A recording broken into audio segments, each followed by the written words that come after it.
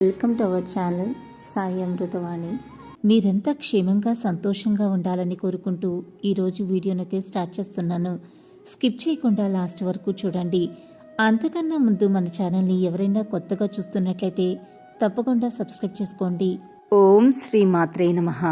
ఈరోజు అందరికీ తల్లి అయిన శ్రీ లలితా పరభట్టారిక జగజ్జనని ఆదిపరాశక్తి తన బిడ్డలకు అందించే దివ్య సందేశం గురించైతే ఈరోజు తెలియజేస్తున్నాను.